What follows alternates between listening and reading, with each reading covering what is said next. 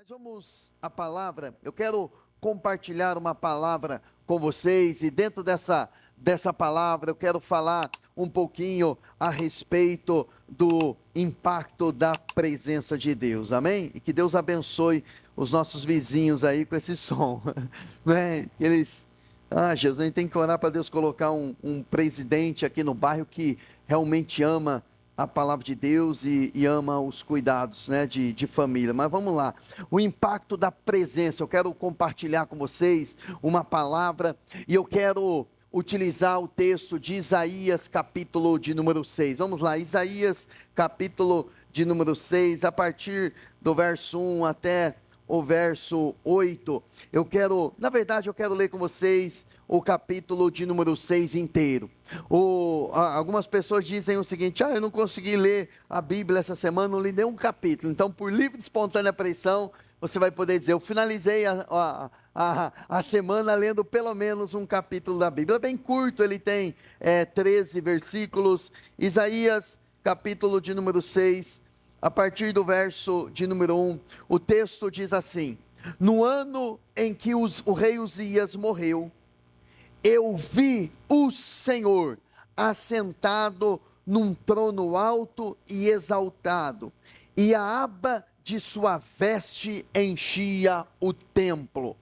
Acima dele estavam serafins, cada um deles tinha 6 asas, com 2 cobriam o rosto, com 2 cobriam os pés, e com duas voavam, e proclamavam uns aos outros: Santo, Santo, Santo é o Senhor dos exércitos. A terra inteira está cheia da sua glória. Ao som das suas vozes, os batentes ou umbrais das portas tremeram, e o templo ficou cheio de fumaça. Então gritei: ai de mim, estou perdido, pois sou um homem de lábios impuros, e vivo no meio de um povo de lábios impuros. Os meus olhos viram o Rei, o Senhor dos exércitos. Logo, um dos serafins voou até mim, trazendo uma brasa viva, que havia tirado do altar com uma tenaz. Com ela tocou a minha boca e disse: veja, isto tocou os seus lábios, por isso a sua culpa será removida e o seu pecado será perdoado. Então ouvi a voz do Senhor conclamando: quem enviarei? Quem irá por nós? Eu respondi: eis-me aqui, envia-me a mim. Ele disse: vá e diga a este povo: estejam sempre ouvindo, mas nunca entendam. Estejam sempre vendo e jamais percebam. Torne insensível o coração deste povo, torne surdo os seus ouvidos e feche os seus olhos, que eles não vejam com os olhos, não ouçam com os ouvidos e não entendam com o coração, para que não se convertam e sejam curados. Então eu perguntei: até quando, Senhor? E ele respondeu: até que as cidades estejam em ruínas e sejam sem habitantes, até que as casas fiquem abandonadas e os campos estejam totalmente devastados, até que o Senhor tenha enviado todos para longe e a terra esteja totalmente desolada, e ainda que 1/10 fique no país, esses também serão destruídos. Mas assim como o terebinto e o carvalho deixam um tronco quando são derrubados, assim a santa semente será o seu tronco. Vamos orar, curve a sua cabeça. Pai, em nome de Jesus, nós estamos diante da sua presença, nessa noite nos reunimos nesse lugar para ouvirmos a sua voz, aprendermos da sua palavra, e eu quero clamar a Ti, para que neste lugar, para que neste ambiente, Senhor, o Teu Espírito venha operar, o Teu Espírito venha agir, o Teu Espírito venha se manifestar de uma forma especial e poderosa. Damos a Ti toda a honra, damos a Ti toda a glória, e peço ao Senhor: esteja conosco, venha nesse ambiente, venha neste lugar, venha, Senhor, tomar o seu lugar em nosso coração. Queremos ser impactados por sua glória, impactados por sua presença. Então dê-nos espírito de sabedoria, de revelação, para compreendermos com profundidade a Tua vontade, o Teu querer para as nossas vidas. Nos reunimos nesse lugar lugar, Senhor, porque dependemos de Ti, e nós queremos que por intermédio da Sua glória, o Senhor transforme o nosso coração, o Senhor transforme a nossa mente, transforme o nosso entendimento, porque queremos ser conforme a Sua imagem e a Sua semelhança. Nós te adoramos nessa noite, e cultuamos ao Senhor, e dizemos, fica à vontade, Espírito Santo, para fluir, para agir, para operar em nosso meio, para a glória do Seu nome. E você que crê, diga amém. Vamos aplaudir a Ele, irmãos, glória a Deus, aleluia, glória a Deus. Que o Espírito Santo nos abençoe na meditação da sua palavra. Irmãos, o texto lido aqui, de Isaías, capítulo 6, é um texto assim espetacular, ele é muito interessante, ele tem verdades aqui profundas. A primeira parte do texto fala do encontro que o profeta Isaías tem com o trono de Deus. Ele tem uma revelação da glória de Deus, uma revelação do Senhor assentado no alto e sublime trono, e por conta disso, ele reconhece o seu estado de pecado, e ele após ser impactado pela presença de Deus, reconhecer o seu estado de pecado, ele começa a ouvir a voz de Deus, dizendo, quem há de por nós, ou seja, quem vai nos representar nessa terra? E ele diz, eis-me aqui, envia-me a mim. E aí a segunda parte do texto, dos 13 versículos que nós lemos, parece que ele é enviado por uma missão um tanto quanto estranha, porque ao mesmo tempo que ele é enviado para pregar, o Senhor descortina o coração do povo. É como se ele estivesse dizendo assim, Isaías, você vai pregar para o povo, mas o povo não vai crer. Você vai anunciar a mensagem, eles vão ouvir, mas eles não vão compreender, eles não vão entender, e essa é a minha vontade. Olha só a coisa meio antagônica, e esse é o meu propósito. Por quê? Porque eu não quero que eles se convertam, porque se eles se converterem, eu terei que curá-los. Aí Isaías diz, mas Senhor, até quando isso vai acontecer, essa destruição? Ou até quando o juízo do Senhor vai começar nesse povo? Ele disse, até que todos sejam destruídos. Mas fique tranquilo, Isaías, eu vou separar uma semente, um tronco vai ficar ali, né, um tronco de carvalho, que representa uma semente que vai permanecer, e dessa semente eu vou formar uma nação poderosa. Irmãos, Deus estava falando exatamente sobre um juízo que aconteceria para a nação de Israel. Eles seriam levados para o cativeiro, e quando você lê a Bíblia e você vê o povo de Israel da antiga aliança, lá na Babilônia, no cativeiro, Isaías havia profetizado isso, e aquele povo iria para o cativeiro, para eles serem quebrantados, para eles serem castigados, açoitados, mas depois, como uma semente, eles voltariam a crescer, a frutificar. Agora, esse texto estava falando, obviamente, da nação de Israel, mas toda profecia, toda palavra, mesmo que dirigida à nação de Israel, existe uma aplicação para a nossa vida.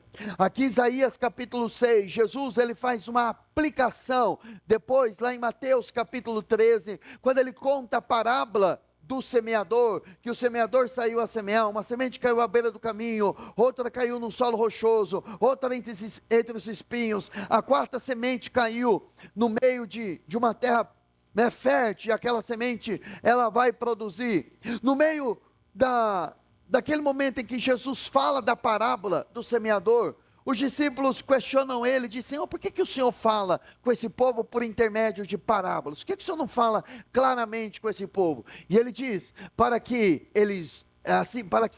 se cumpra neles o que o profeta Isaías disse, para que eles ouçam, mas não compreendam, para que eles não se convertam e eu os cure. Mas Jesus, ele ampliou o entendimento dizendo, porque esse povo recebeu essa palavra de mau grado, ou não receberam de bom grado, dependendo da tradução, ou seja, estão recebendo a minha palavra como se fosse qualquer tipo de palavra, como se não fosse uma palavra de autoridade. Ou seja, quando uma pessoa não recebe a palavra de bom grado, a palavra não opera no coração, e o Senhor não executa a obra dele na vida dessa pessoa, tudo porque a pessoa não recebeu a palavra de bom grado. Romanos capítulo 1, fala que um dos piores juízos da parte de Deus, embora não seja explicitamente assim, mas de forma implícita nos dá esse entendimento, que o maior juízo de Deus é quando Deus entrega a pessoa aos seus próprios desejos.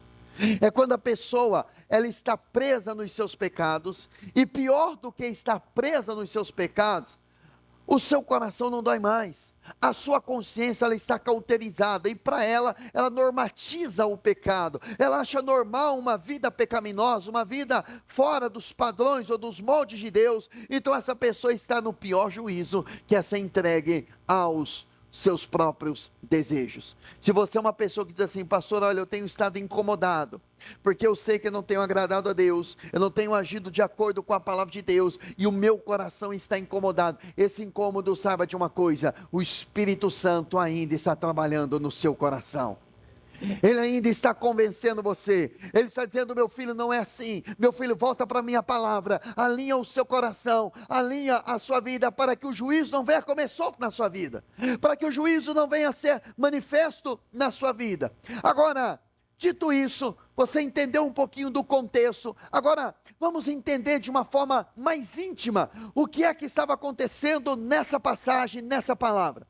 Isaías, no ano em que o rei Uzias era um rei que buscava Deus, que tinha uma vida respaldada pela palavra. No ano em que o rei Uzias morreu, eu vi o Senhor assentado no alto e sublime trono. Ou seja, ele tem uma visão do Senhor assentado no alto e sublime trono, como se ele estivesse entendendo, compreendendo. Ele continua governando, ele continua tendo autoridade, ele continua comandando. E quando ele tem essa visão do Senhor assentado no alto e sublime trono, ele vê serafins voando ou sobrevoando aquele altar.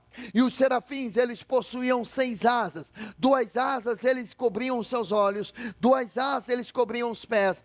Os olhos falam daquilo que eles não podiam enxergar, a glória de Deus. Os pés cobertos falam de caminhos, e eu estou falando de seres espirituais que não pecaram, de seres que não tinham pecado, mas diante da glória de Deus, não existe um sequer que é santo, de tamanha santidade do Senhor. Pelos querubins não terem como chamar o Senhor, porque chamar ele de santo é muito pequeno perto da sua santidade. No hebraico dá essa conotação, de que quando fala 3 vezes, está afirmando e reafirmando. Por isso eles dizem: santo, santo, santo é o Senhor dos exércitos. Ele vê os querubins declarando isso. Toda a terra está cheia da sua glória. A glória de Deus estava enchendo o templo, a glória de Deus estava enchendo aquele ambiente, estava enchendo aquele lugar. E a resposta do coração do profeta é um quebrantamento, é um grito na sua alma: ai de mim, porque sou um homem de lábios impuros e habito no meio de um povo de impuros lábios. Mas antes de entrar propriamente no quebrantamento, eu queria prestar muita atenção, que você prestasse muita atenção sobre a palavra trono. Ele viu o Senhor assentado em um alto e sublime trono. Quando eu e você entregamos a nossa vida a Jesus, nós entregamos também a nossa vida para Ele na sua totalidade, e Ele passou a reinar sobre nós. Por isso a Bíblia diz, o Senhor ensinou na conhecida oração do Pai Nosso, numa parte da oração ele diz: seja feita aqui na terra a tua vontade como é feita nos céus. Ou seja, na minha vida não vai se cumprir a minha vontade, mas tem que cumprir-se a tua vontade. Mas deixa eu dizer algo para você. Algumas pessoas, elas pensam que a vontade de Deus se cumprir na vida dela acontece de forma automática. Aí acontece uma desgraça, acontece alguma coisa ruim, Deus quis assim. Aconteceu alguma coisa, Deus quis assim. Não seja o que Deus quiser, no sentido assim, tudo que acontecer, em ponto vírgula, tudo é da vontade de Deus. Mas deixa eu dizer algo a você, não é assim que a Bíblia nos ensina. A vontade de Deus ela não se manifesta de forma automática na sua vida. A vontade de Deus, ela se manifesta quando você descobre a vontade dele, por intermédio de uma vida de oração, por intermédio de uma vida de busca pela presença de Deus. É aquilo que ele revela na sua vida como a vontade dele para você. Então, ao orar, ao interceder, ao invocar o nome dele, ao clamar o nome dele, ele vem, revela a vontade dele a você. Então você se submete a ela, você se entrega a ela, porque você entende, a vontade de Deus é maior e melhor do que a minha vontade, o querer de Deus é melhor do que o meu querer, os planos de Deus são maiores, mais superiores, melhores do que os meus planos. Então a pessoa se entrega por completo, porque ela entendeu que não é mais ela que governa a vida dela, é o Senhor que governa a vida dela. Então aquilo que você não consegue vencer como a si mesmo, vença num ambiente de oração. Tem coisas que, quando você está orando, que Deus fala que é a vontade dele para a sua vida, e muitas vezes você foge, você diz, eu quero os meus planos. Quando você diz isso, necessariamente você está dizendo, Senhor, quem está governando a minha vida sou eu mesmo. E não deve de ser assim. Agora, aquele trono gerou um temor no coração de Isaías. Agora, é óbvio que o temor no sentido de respeito tem que gerar no nosso coração, mas o trono de Deus, após a morte de Jesus na cruz do Calvário, tornou-se para mim e para você um trono de graça. Olha o que diz, carta aos Hebreus, capítulo 1, verso 3. Carta aos Hebreus, capítulo 1, verso 3. Isso vai trazer um maior entendimento para você. O Filho, se referindo aqui a Jesus, é o resplendor da glória de Deus, e a expressão exata do seu ser, ou seja, quem Deus é revelado através de Jesus, sustentando todas as coisas por sua palavra poderosa, depois de ter realizado a purificação dos pecados, ele se assentou à direita da majestade nas alturas. Então preciso entender a obra de Deus para entender o trono, a obra de Jesus. Primeiro, Jesus, ele se assentou à destra da majestade, ou seja, à destra daquele trono que Isaías, ele viu. E Jesus sentou-se ali, após ele fazer a purificação dos meus e dos seus pecados.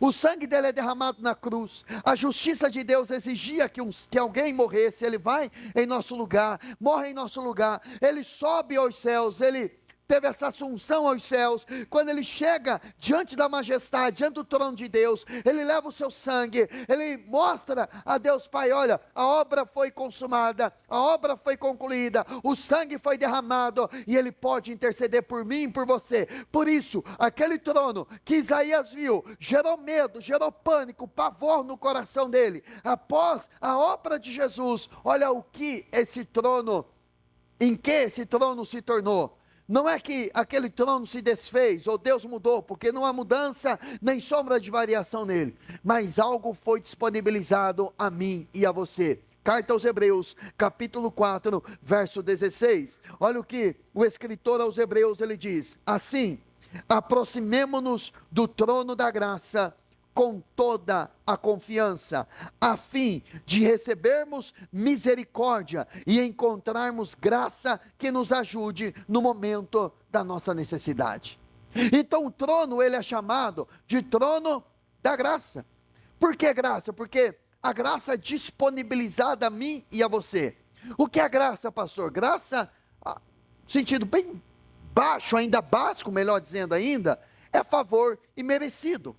Eu não merecia a salvação, você não merecia a salvação, mas foi graça, algo dado por Deus, foi gratuito, a escolha dele por você, só ele sabe por que ele te escolheu, só ele sabe o porquê ele me escolheu, porque eu não sei você, mas quando eu olho para a grandeza de Deus, para a majestade de Deus, e olho para a minha vida, a única coisa que eu penso é o seguinte, por que é que o Senhor me escolheu?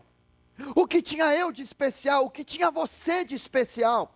Éramos cheios de pecados, de manias, de vícios, tantas coisas que desagradavam a Deus, murmurávamos de Deus, reclamávamos dele. Eu lembro que eu passava na porta das igrejas, ficava xingando. Uma vez eu peguei um livro, um caderno de oração, na porta da igreja, lá na cidade de Limeira. Eu escrevi um palavrão xingando o pastor, no livro de oração, e saí correndo, lógico, né? Era moleque. Anos depois, eu fui me tornar obreiro naquela igreja. Aí passou um dia, naquela igreja, eu fui levantado auxiliar, eu estava pregando, lá na rua Carlos Gomes, em Limeira. Eu estava pregando, e alguém passou lá e gritou um palavrão na porta da igreja. E eu lembrei do que eu fazia. Eu falei, irmão, fique tranquilo, porque já tem uns irmãos mais esquentadinhos, que já levantaram, ficaram. Eu falei, fica tranquilo, irmão. Esse irmão, o que ele fez hoje, eu também já fiz o passado. E olha onde eu estou hoje. Então deixa Deus vai trabalhar no coração dele também. Então, o que tinha eu, para que ele me escolhesse? E graças a isso, é favor e merecido. Eu e você não merecíamos. Sabe por que você está vivo? Graça de Deus. Sabe por que você está aqui nesse momento, aqui no culto? Participando desse culto, ou de repente assistindo essa mensagem, graça de Deus, porque eu e você não tínhamos e não temos nada para oferecer a Ele que Ele já não tenha. Agora, misericórdia é diferente de graça. Graça é a favor e merecido, misericórdia é não executar o juízo que eu e você merecíamos. Quando você está orando dizendo, Senhor, tem misericórdia de mim, é como se você estivesse dizendo o seguinte, Senhor, eu mereço ser castigado, eu mereço que o juízo do Senhor seja executado na minha vida, mas eu estou apelando ao trono da graça, para receber graça e receber misericórdia. Por favor, não execute o seu juízo. Agora, como é que somos convidados a entrarmos diante desse trono com confiança? Se é o mesmo trono de Isaías, Isaías gritou, ele se apavorou, quando ele viu a glória de Deus, quando ele viu o Senhor assentado no alto sublime trono. Agora, o escritor aos Hebreus, o apóstolo escrevendo, ele diz, se aproximem com toda a confiança. Sabe por quê? Porque agora nós não nos aproximamos a partir de quem somos, nós nos aproximamos a partir daquilo que Cristo fez. Ele derramou o sangue na cruz, e por isso eu e você temos acesso até a presença do Pai. Agora você pode entrar com confiança, porque Ele pode te ajudar no momento de necessidade. Nenhum de nós podemos dizer o seguinte, olha, Senhor, eu pequei porque eu sou fraco demais, eu pequei porque o pecado foi mais forte do que eu, porque o diabo me enganou, porque o pecado me enganou. Mentira, porque o texto está dizendo que eu e você podemos pedir ajuda no momento de necessidade. Nós não pecamos porque o pecado é forte, nós pecamos porque não recorremos ao trono da graça para sermos ajudados por Ele. E a graça, ela também tem uma outra vertente. A graça significa capacitação para não viver mais no pecado. A graça de Deus te capacita. Há uma graça sobre você, a mesma graça que estava naquela mulher adúltera, que ao ser flagrada no seu pecado, o Senhor disse, quem não tem pecado atira a primeira pedra. Ninguém condenou a ela. Ele também disse, eu também não te condeno, mas vai, não peques mais. Ou seja, quando ele diz, não peques mais, uma graça foi disponibilizada a ela, porque ela acabara de ser perdoada, mas ela recebeu uma graça para não pecar mais, não cair mais naquele tipo de pecado. Hoje há uma graça disponibilizada a mim, há uma graça disponibilizada a você. Se você caiu até você chegar aqui, hoje a graça de Deus te livra, te liberta, te capacita para você não pecar mais, para você viver na plenitude da presença de Deus. Então, quando a presença de Deus governa sobre a nossa vida, e a grande questão é permitirmos Deus governar o nosso coração. É como o pastor Renato disse a mim quando nós iniciamos aqui, Bruno, a única coisa que você tem que fazer é não atrapalhar Deus. Então eu e você não podemos atrapalhar o agir de Deus na nossa vida. Deixa Ele limpar você, deixa Ele purificar você.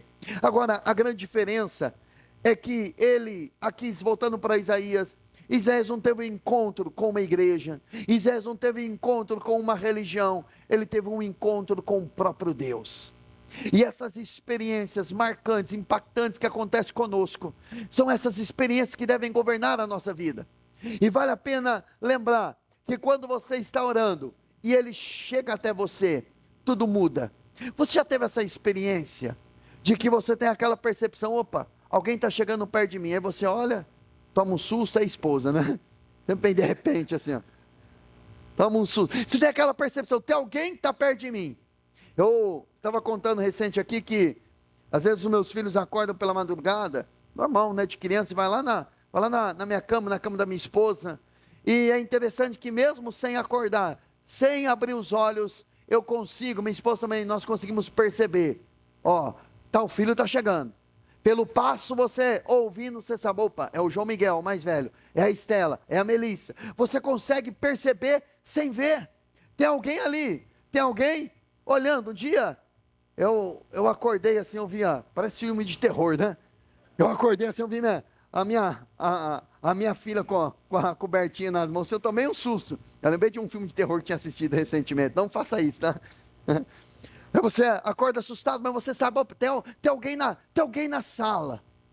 Agora você já teve essa percepção de você estar orando, e aquela oração é diferente, porque você percebe, alguém chegou na sala, alguém chegou no quarto, esse louvor está diferente, alguém veio receber, alguém se apresentou, alguém chegou. Meu irmão, nesse momento, quando a presença dele vem nesse ambiente de oração, você para de interceder por alguém, você para de fazer batalha espiritual, você para de interceder por si mesmo, você só quer ficar na presença dele, você quer só adorá-lo. Falta-lhe palavras, cessa tudo aquilo, aquela lista de pedidos, aquela lista de desejos que você tinha, você amassa, joga fora, e você diz: Senhor, eu quero ficar aqui na tua presença, eu quero aqui ficar com o Senhor. São nesses ambientes, são nesses momentos que o Senhor transforma o nosso coração. Em momentos como esse, eu entendo o que os dois discípulos no caminho de Emaús eles sentiram. Porventura não ardia o nosso coração quando ele nos falava as escrituras, e eles disseram para o Senhor quando eles entenderam: fica, Senhor, já se faz tarde, fica aqui, pousa em casa. Aí nós entendemos, quando a presença dele vem, você já deve ter tido essa experiência: Senhor, não vai embora, fica aqui comigo, eu quero adorar, eu quero cantar mais um louvor, eu quero me prostrar na tua presença, eu me rendo ao Senhor, eu não vou mais brigar com a sua vontade, eu não vou mais brigar com o seu querer, hoje eu me rendo à sua voz, à sua presença. Quem ainda não teve uma experiência como essa, ainda não entendeu quem Deus é. Ainda você está como o Jó, antes de ter uma experiência com o Senhor. Jó, ele disse: antes, eu ouvi falar a respeito do Senhor, eu apenas ouvi falar a teu respeito, mas depois de uma experiência, Jó, ele disse: mas hoje os meus olhos te veem, e eu me arrependo no pó e na cinza. Jó, depois de uma profunda experiência, ele pôde dizer: agora os meus olhos te veem, agora eu conheci verdadeiramente o Senhor. Quantos querem conhecer a Ele? E esse conhecimento, meu irmão, não é se inscrever num curso de teologia, numa faculdade teológica. Geralmente uma pessoa, quando ela se converte, ela está naquela sede, eu quero fazer uma teologia, eu quero fazer um curso profundo, eu quero aprender. Calma, tudo isso é muito bom, existe um momento exato, mas nenhum curso, nenhuma faculdade de teologia, nenhum livro vai poder dar a você uma experiência de conhecer, não conhecimento de informação, mas o conhecimento de experimentar, de provar, de ter intimidade, do que essa experiência que o Espírito Santo pode manifestar e dar a você. A experiência torna você um crente vivo, um crente que o seu coração vai queimar pela presença de Deus, vai amar a presença de Deus acima do que todas as coisas. E se você perder alguma coisa, você não vai se entristecer por toda a vida, porque algo se foi, porque você sabe que você está vivendo por um propósito maior. Eu estou vivendo porque eu tive um encontro com a glória de Deus, e o meu propósito é viver para Ele. Quando Isaías ele teve essa experiência, a alma dele gritou, e ele disse: ai de mim, que sou um homem impuro. Meu irmão, quando nós temos uma experiência profunda com o Senhor, nós somos literalmente esmagados, porque nós enxergamos a nossa condição. Nós enxergamos, eu não estou falando sobre fanatismo, ou sobre, fugiu a palavra agora, sobre aquele sentimento de que nada está satisfeito. Nada que eu faço, Deus está satisfeito. Então, a gente tem aquela sensação, puxa, eu tenho que fazer mais para Deus, porque o que eu estou fazendo é insuficiente. Perfeccionismo, vem a palavra na mente, né? Obrigado, Espírito Santo. Não é aquele perfeccionismo não é perfeição, não. Perfeccionismo é uma patologia. Que a pessoa tem aquela sensação de que parece que é um Deus que está sentado no alto sublime trono e que está insatisfeito. E por mais que eu faça coisa, ele sempre está insatisfeito, sempre está insatisfeito, sempre está insatisfeito, sempre está insatisfeito comigo. Isso é perfeccionismo. Tem gente que nada para ela está bom. Nada, nada. Por mais tudo que você faça, tudo que ela tem, nada em ninguém é suficiente. Nem ela mesma não suporta ela. É o perfeccionismo. E às vezes a gente acha que isso é uma característica boa, né? Vamos fazer uma entrevista no emprego e mentimos de cara lavada. Qual o seu defeito? Não, meu defeito é que eu sou perfeccionista. Meu irmão, quem entende da alma humana, quem entende de liderança, sabe que isso é uma patologia. Fala, isso aí é uma encrenca no meio. Eu não vou pegar ele. Perfeccionista, trabalhar comigo? Jamais, esse cara é chato. Ele não tem nada a ver uma coisa com a outra. Agora voltando aqui. Isaías, ele se depara com a sua impureza. Mas a primeira coisa que uma pessoa, ao ver a glória de Deus, ela vai ser impactada. Ela vai ser consumida por um desejo de andar em santidade. Mas não é aquela santidade, conjunto de regras. Geralmente, uma pessoa, quando ela se converte, ela chega, ela me procura e fala assim, pastor, agora, o que eu posso fazer e o que eu não posso fazer? Ou algumas pessoas, às vezes, vêm de outros ministérios e perguntam assim, pastor, na justiça e paz, o que eu posso fazer e o que eu não posso fazer? Ela quer ser formatada pela justiça e paz. Não, você tem que ser transformado, não formatado, transformado pela santidade do Senhor. Porque quando ele enxerga o Senhor, os serafins dizendo, santo, santo, santo é o Senhor, a santidade de Deus é revelada.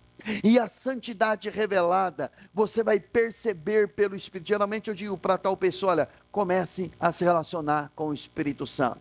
Porque o Espírito Santo, ele que vai pedir para você, deixe isso, deixe aquilo, mude essa sua maneira de falar, mude essa sua atitude. É uma vida no Espírito que nos faz ser transformados.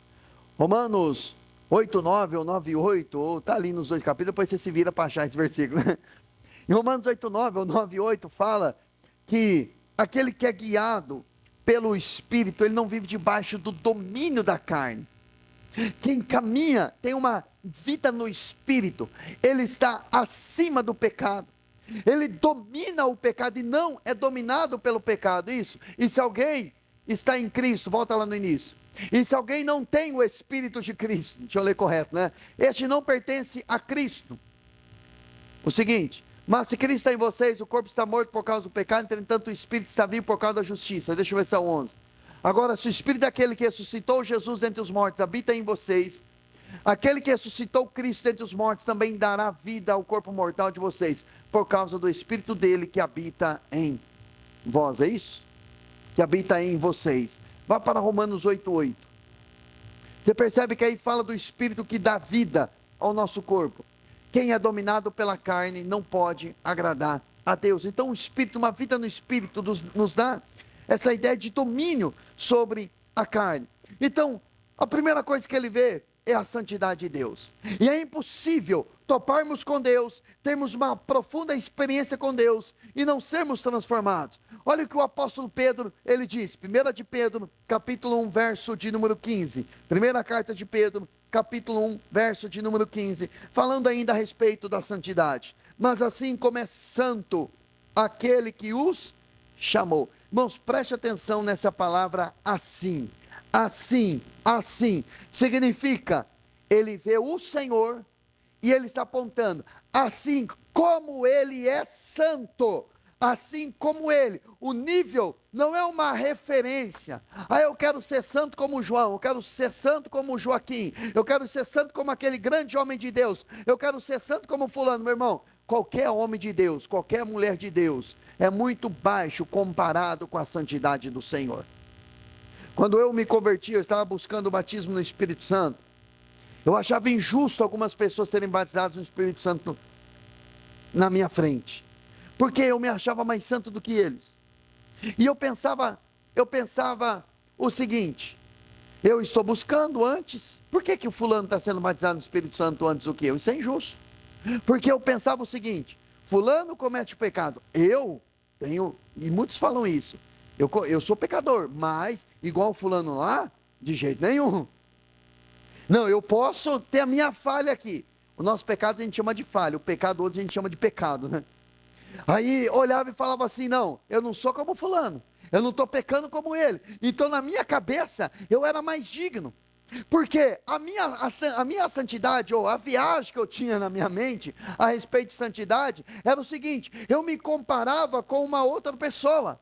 Só que a Bíblia não nos manda comparar com o outro, com o irmão, porque todos nós estamos em um processo. A Bíblia nos manda ser santo como ele é santo. Como é santo, não eu, mas como quem lhe chamou é santo. Quem chamou você foi o Senhor. Você é a escolha dele, ele que chamou você. Eu posso fazer um videozinho para motivar, encorajar você a vir para o culto, o máximo que eu posso fazer. Mas quem chamou você para a presença é Ele. Agora deixa eu lhe dar um conselho: não despreze o chamado à presença de Deus. E esse chamado, não estou falando de um chamado vocacional, eu estou falando do chamado relacional, o chamado para ter relacionamento, intimidade com Ele. Eu não estou nem falando de dons, de ministério, de serviço, eu estou falando de chamado para a presença, chamado para a comunhão. Então, quem chamou você? Você precisa ser semelhante ou santo como aquele que o chamou. Aí ele diz, pois está escrito no 16, sejam santos, porque eu sou santo. Uma vez que vocês chamam Pai, aquele que julga imparcialmente as obras de cada um, portem-se com temor ou respeito à presença dele, durante a jornada terrena de vocês. Irmãos, nós estamos apenas em uma jornada nessa terra. Essa jornada um dia vai ter fim. Então a minha e a sua jornada aqui nessa terra tem que ser com temor a Ele, porque nós chamamos Ele de Pai e precisamos ser santo como Ele é santo. A santidade ela tem que ser inegociável, mas não uma santidade religiosa, que é fruto de um esforço próprio. Não, essa semana, eu não vou pecar. Eu contei semana passada aqui, parece um amigo meu, que numa virada de ano ele disse assim: esse ano eu não vou pôr nenhuma gota de Coca-Cola refrigerante na minha boca. Eu lembro da virada do ano, eu estava lá em São Paulo ainda, foi na virada do ano de 2009 para 2010. Aí quando o pastor terminou a oração da virada do ano, ele foi lá, pegou uma coca de 2 litros, colocou na boca e falou: agora eu vou matar a minha vontade. Eu falei: o que adiantou? Ficar um ano inteiro aí se sacrificando, se agora você caiu aí lambuzando tudo, né? Tomando em excesso. Então tem gente que é assim: não, essa semana eu vou me consagrar. Aí na outra semana, não, essa semana eu vou pecar. Não, essa semana eu vou me encher do Espírito Santo. Aí na outra semana eu vou me encher de bebida. Não, numa semana eu quero Jesus.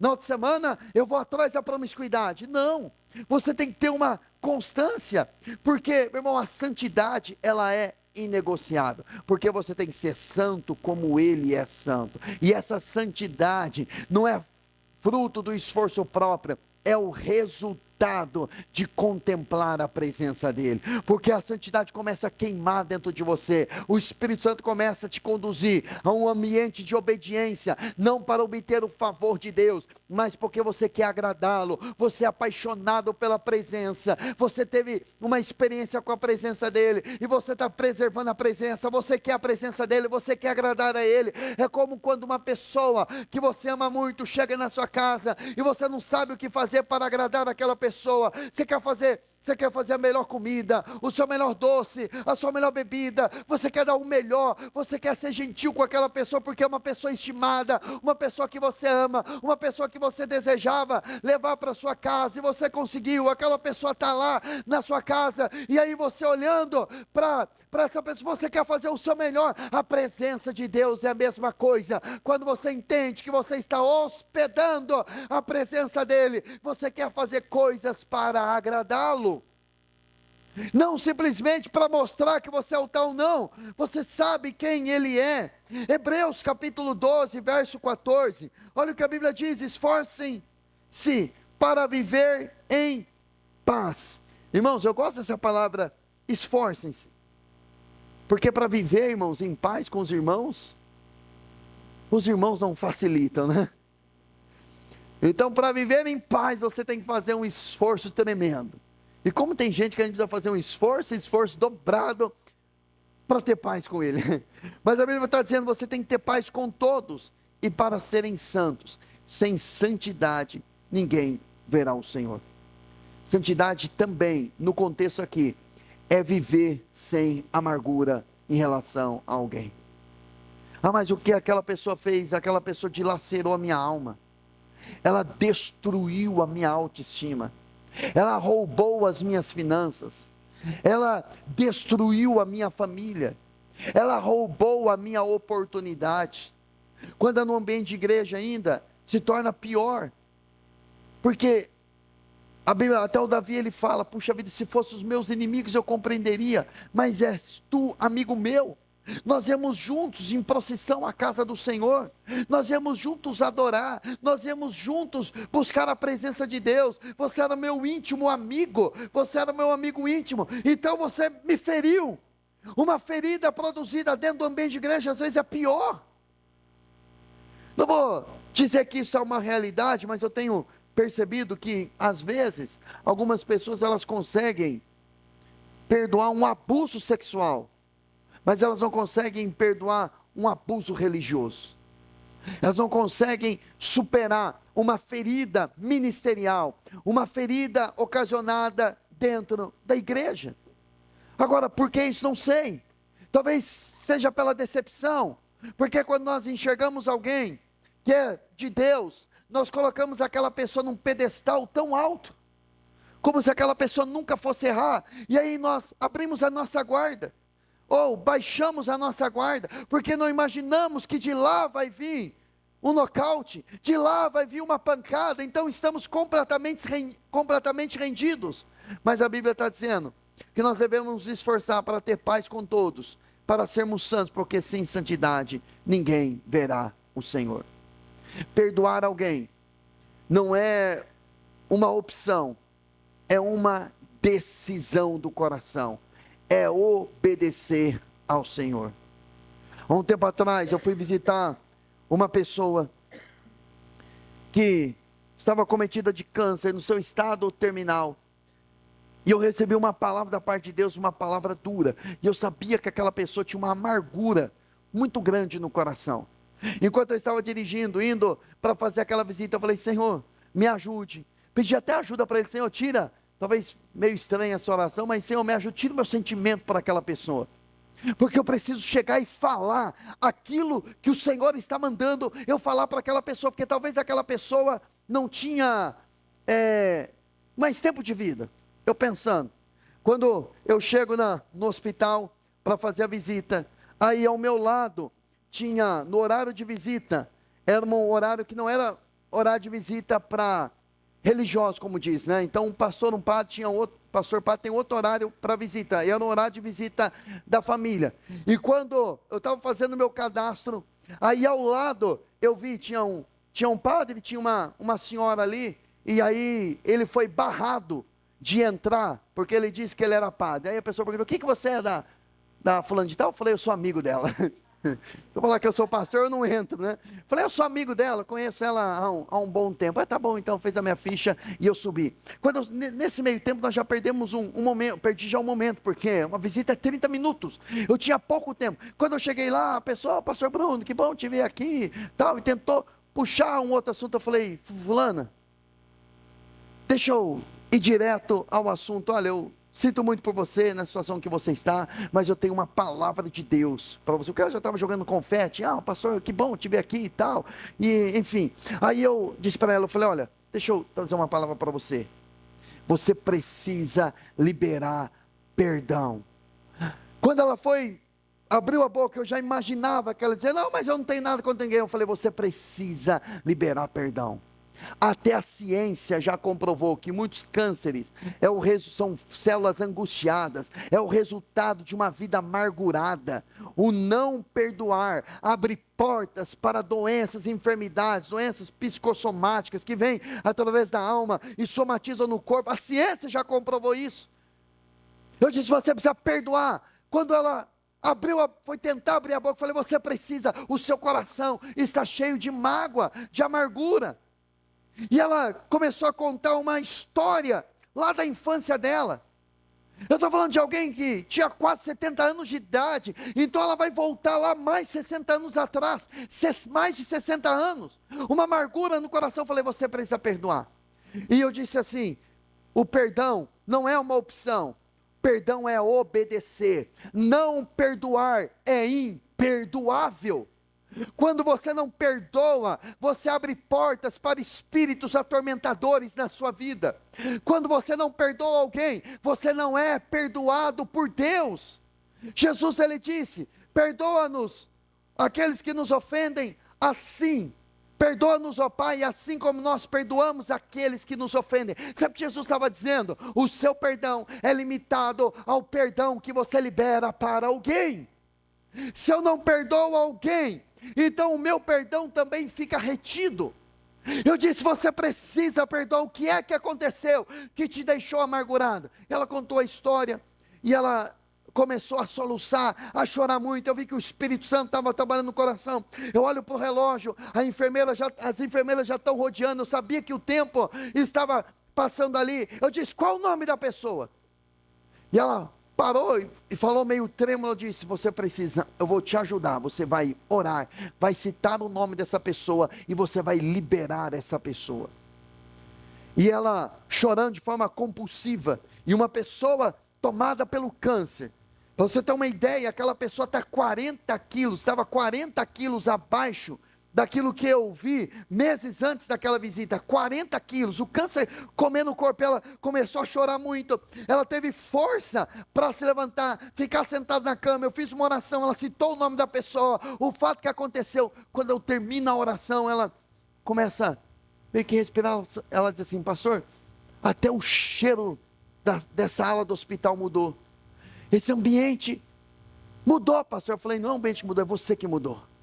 O seu coração está leve, o seu coração está em paz. Agora o Espírito Santo pode fazer a obra e aquilo que ele deseja no seu coração. E aí deu o horário, eu tive que sair, mas a semente ficou ali, o perdão foi liberado. Irmãos, sem santidade ninguém verá o Senhor. E nós achamos que falta de santidade é quando a pessoa vive num pecado. A gente gosta de só colocar pecados de ordem sexual, como se fosse o pecado acima dos outros, mas não perdoar alguém também é um pecado imperdoável. A propósito, como é que está o seu coração? Isaías, ele disse, ai de mim, que sou um homem de lábios impuros. Onde é que o Senhor tocou? Onde ele confessou. O Senhor toca na área da nossa vida, que nós nos tornamos vulneráveis, que dizemos a ele, Senhor, é nessa área que eu preciso do teu toque. Eu tive uma experiência com o Senhor, e o meu pecado é esse, é nessa área que eu quero. E é impressionante, que quando ele percebe que ele é de lábios impuros, e ele consegue perceber que os seus amigos também à volta, também eram impuros. Porque quando você tem uma experiência da glória de Deus, meu irmão, você começa a enxergar a realidade. você começa a enxergar que tem pessoas que não devem mais fazer parte do seu círculo íntimo, não porque você é o santarrão, mas porque você está em um processo. Depois, de repente, quando você amadurecer, você vai resgatar eles, mas principalmente, o conselho que eu dou para quem está começando, às vezes é bom se afastar um pouquinho, você vai se fortalecer em Deus, vai buscar Deus, vai se encher, passar por um processo, depois você volta, quando você estiver forte, para não ser influenciado, mas para influenciar e levá-los a Jesus. É assim que tem que ser.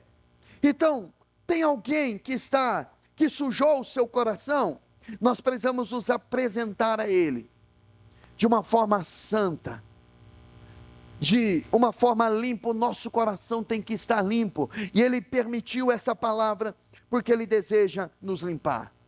Uma outra coisa, que Isaías vê ali, além do Senhor assentado no alto e sublime trono, ele vê a glória de Deus, enchendo todo o templo. A palavra glória, ela significa kabod ou kavod, dependendo da pronúncia, significa peso, honra, majestade, manifestação da natureza de Deus. Há outros textos bíblicos que relatam a manifestação da glória de Deus, como, por exemplo, na inauguração do templo de Salomão, a glória de Deus encheu aquela sala, a ponto dos sacerdotes não conseguirem ministrar. Eles fizeram escala, eles fizeram turnos ali, separaram tudo bonitinho, tudo organizado, até a glória de Deus se manifestar. Quando a glória de Deus se manifestou, não teve escala, não teve turno, ninguém conseguiu ministrar, porque a glória de Deus encheu aquele ambiente.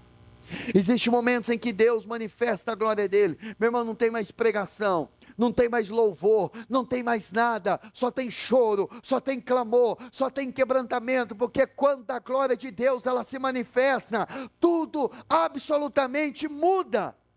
E é Ele que começa a ministrar. É quando o homem não é mais um instrumento, é quando o homem não ministra mais, é quando a glória de Deus ministra.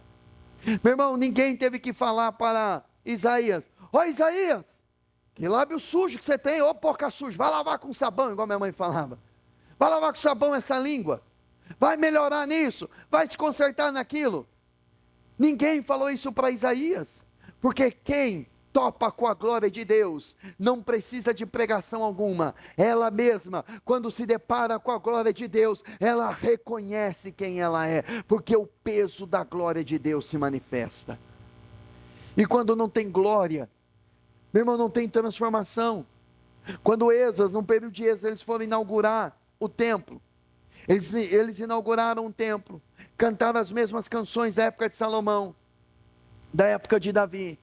Eles seguiram as mesmas orientações, eles fizeram exatamente igual, na expectativa de que a glória de Deus se manifestasse, e a Bíblia diz que a glória não se manifestou.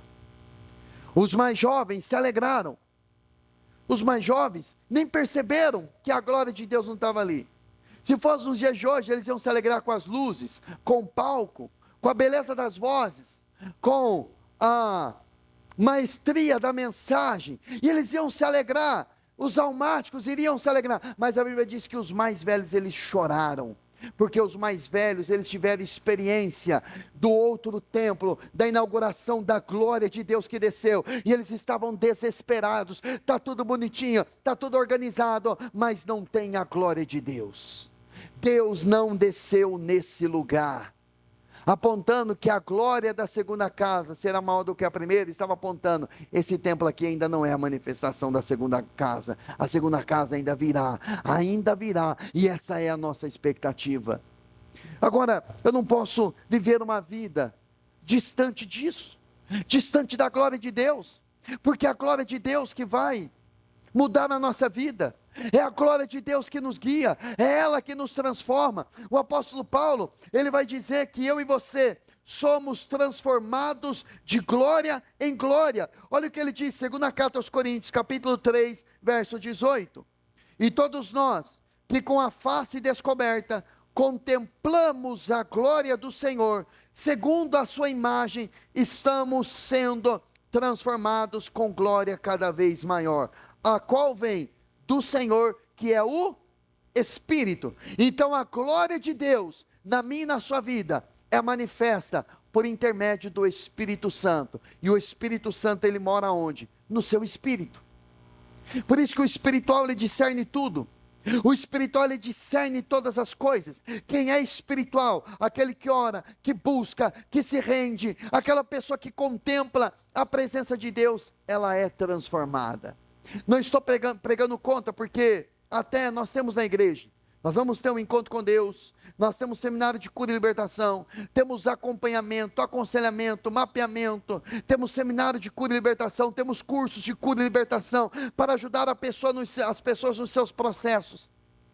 Mas o que transforma a pessoa não são cursos, nem seminários. O que transforma a vida da pessoa é um encontro com a glória de Deus. Porque Paulo está dizendo, somos transformados com glória cada vez maior. Preste atenção, glória cada vez maior. O que significa isso? Não é que a glória de Deus vai aumentando, mas a revelação da glória de Deus, ela vai aumentando. Porque Deus vai se revelando de forma processual. Conforme você vai buscando, você vai tendo uma revelação mais ampla da glória de Deus, a sua face vai ficando descoberta, Ele vai revelando cada dia mais a glória de Deus, e aí você vai sendo transformado. Você não é transformado de seminário em seminário, de curso em curso, você é transformado de glória em glória, porque ao contemplar a glória dEle, você será transformado como Ele é. Por isso, não despreze a presença de Deus.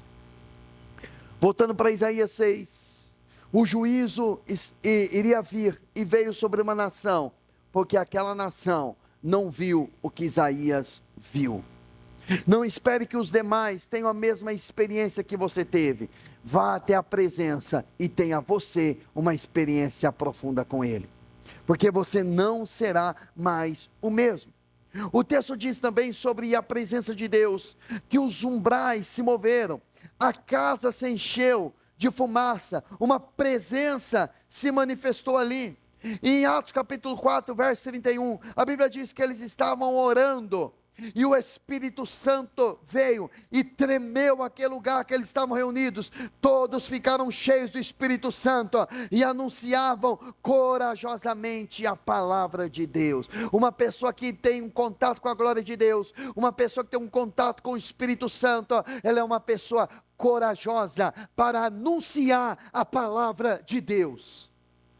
Ah, mas eu sou muito tímido.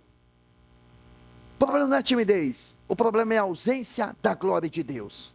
Ah, mas eu tenho vergonha de falar, eu tenho vergonha de me expressar, eu tenho vergonha de ir lá no trabalho falar que eu sou crente, eu tenho vergonha de falar lá que eu sou cristão, que eu sou servo de Deus. Não é a vergonha que é o problema é a ausência da glória de Deus. Porque se você orar, Ele vir, Ele chacoalhar a sua vida, Ele encher você com o Espírito Santo, onde quer que você estiver, você representará Ele. Isaías, ele tem essa experiência, e essa experiência o faz ser cheio, e essa experiência lhe dá ousadia. Depois eu falo da ousadia dele, porque antes da ousadia, veio no coração dele, como eu quero gastar um tempo aqui, talvez uma mensagem inteira sobre isso. A revelação da glória de Deus gerou algo que para mim é primordial, chama-se quebrantamento. Salmo 51, 17, Davi diz, um espírito quebrantado, um coração contrito e quebrantado, não desprezarás, ó Deus. Os sacrifícios que agradam a Deus são um espírito quebrantado. O que agrada a Deus não é você pegar tudo que você tem, vender tudo que você tem, entregar aqui na igreja. Não vou fazer esse tipo de sacrifício, não é isso que Deus quer. Porque às vezes a pessoa pode fazer isso, mas o espírito dela é altivo. O espírito dela, meu irmão, não está falando de alma não, de emoções, sentimentos, ele está falando de espírito. O homem é um espírito que tem uma alma e mora no corpo. Espírito que não é quebrantado. Deus fala e a pessoa diz não. Deus fala vai, ele diz não vou. Deus fala fica, ele fala eu vou. Ele sempre é o contrário. A Bíblia diz que tal pessoa será quebrada sem que haja cura. Quebrantamento é quando a pessoa, ela é, olha só o que significa a palavra quebrantamento no hebraico: esmagar, reduzir a pó, humilhar, quebrar o orgulho. Agora, para mim, a principal: amolecer. Quando uma pessoa tem uma experiência com Deus e ela se torna quebrantada, ela amolece o seu coração. É quando o homem que diz que não chora, ele chora. Quando a pessoa diz, não, isso nunca vai acontecer comigo, acontece. Que quando a presença de Deus, ela vem e ela te pega por dentro, você não suporta, você não aguenta, porque o coração, ele é quebrantado, e Deus não usa ninguém sem antes quebrar essa pessoa por dentro. Deus não usa coração soberbo, Deus não usa gente que se ensoberbece. Antes de Deus usar, Ele vai quebrar, porque o que Deus ama, esse quebrar aqui não é destruir não, quebrantar é trazer o seu coração para ser esmagado, ser despedaçado, se tornar mole na presença dele, no sentido amolecido, no sentido de não estar petrificado. É reconhecer: eu dependo de Deus, eu quero Deus. Mas geralmente a primeira experiência com a pessoa, e aqui deve ter acontecido com você já, os seus lábios parecem meio que gaguejantes, o seu coração começa a acelerar, o seu coração começa a se encher. Tem alguém aqui, gera aquele medo, gera aquele temor. Você já sentiu medo a ponto de quase desmaiar o seu coração? Quando foi chamado, eu fui para a diretoria, por exemplo, tinha medo da diretora. E quando eu aprontei, fui para a sala da diretora, irmão, meu coração gelou. A minha professora falou, você vai falar com a dona Silvia, o nome da diretora. O nome dela está até na minha cabeça até hoje. Eu fui para a sala dela, o coração parecia que ia desmaiar, os lábios perderam a cor. Você já esteve diante de uma autoridade assim? De você perder as suas forças, de você não ter vigor, seu coração acelerar, você perder as suas forças. A presença de Deus, quando ela vem com força, ela gera isso no nosso coração. Mas não é um medo ruim, é um medo de temor pela presença dele.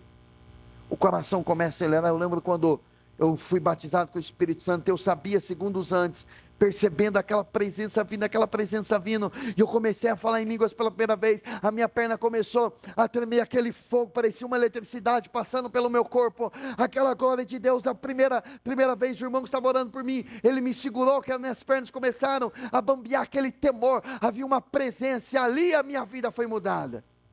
É essa presença que transforma. Eu ainda não tinha muito conhecimento da palavra, aliás, tinha pouco, eu tinha 7, 8 meses de convertido, não entendia muita coisa, mas quando a presença dele veio, eu já entendi. Hoje eu quero viver para ele, eu não queria mais nada, absolutamente nada, os meus sonhos, os meus planos.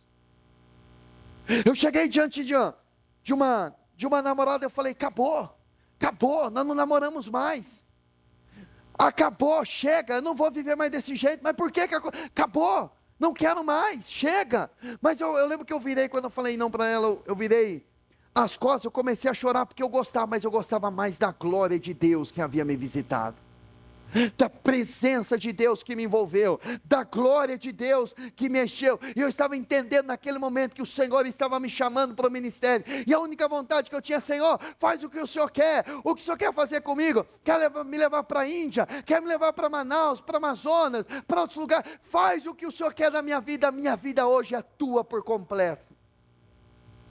Você se entrega, isso é quebrantamento. É quando os seus sonhos, os seus planos também são despedaçados, porque você passa a não resistir mais à vontade de Deus.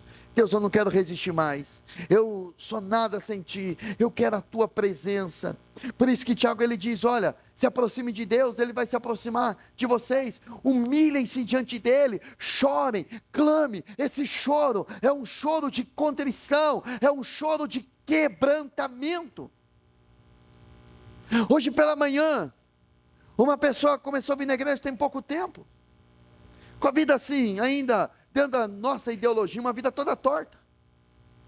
E quando essa pessoa recebeu uma oração de alguém da nossa equipe, quando nós estamos orando para batismo no Espírito Santo, o Senhor visitou essa pessoa, esse jovem, com a presença tão arrebatadora.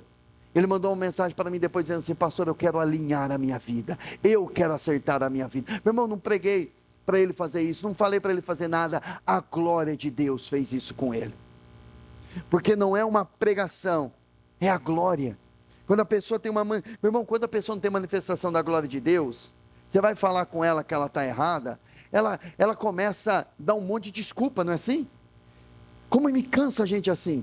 Você vai conversar com a pessoa, não, mas você está errado, não, mas é por causa disso. Ela se enche de razão, mas quando a glória de Deus vem, meu irmão, você não tem razão para absolutamente nada.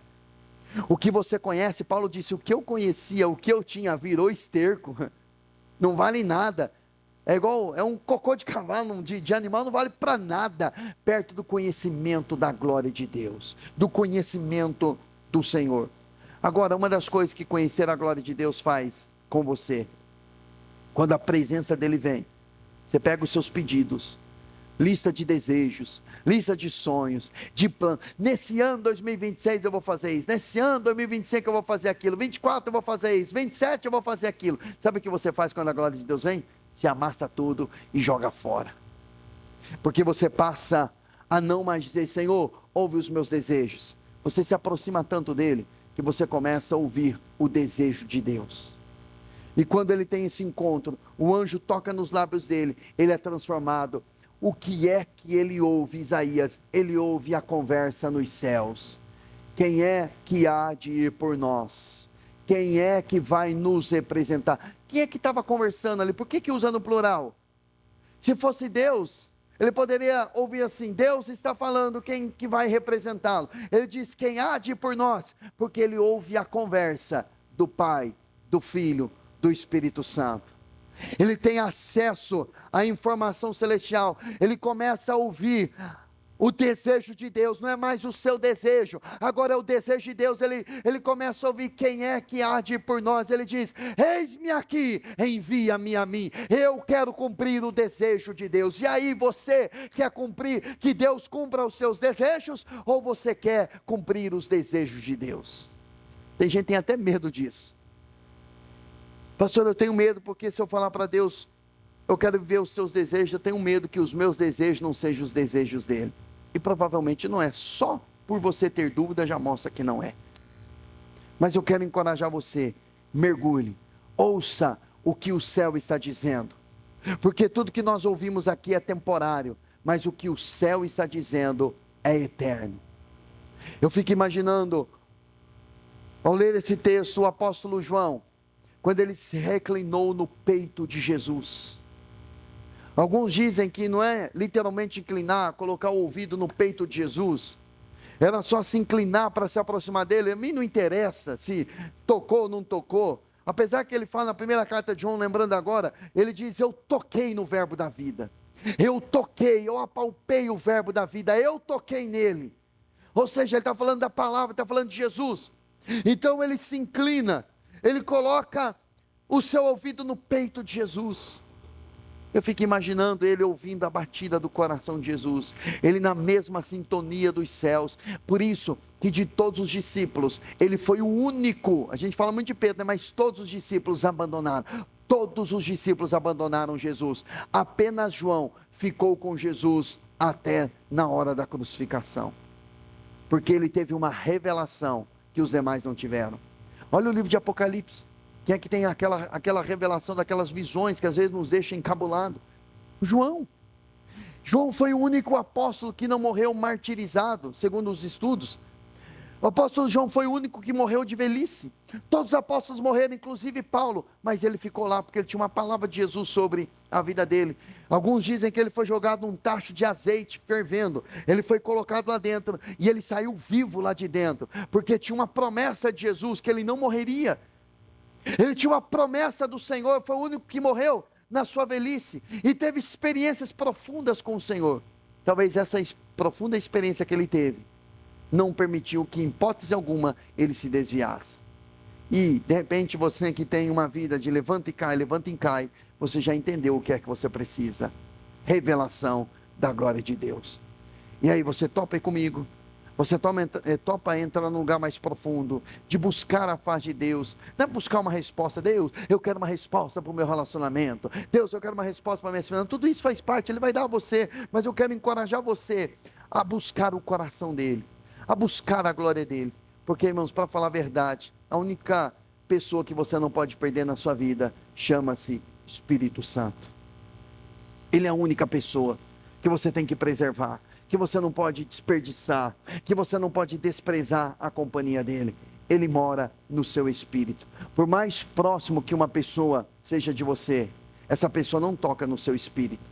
Por mais íntimo que eu seja da minha esposa, o limite que a minha esposa tem é minha alma e meu corpo. São as duas coisas que ela consegue tocar, a alma com os sentimentos e o corpo, né, físico, através da intimidade. Mas o meu espírito, somente o Espírito Santo. No meu corpo, essa roupa pode tocar em mim, mas no meu espírito, somente o Espírito Santo. Somente o Espírito Santo conhece você na profundidade. Ele toca onde ninguém mais toca. E ele envolve o nosso espírito, ele vai jorrando vida para nós. Então tenha intimidade profunda com o Espírito Santo. Vamos orar.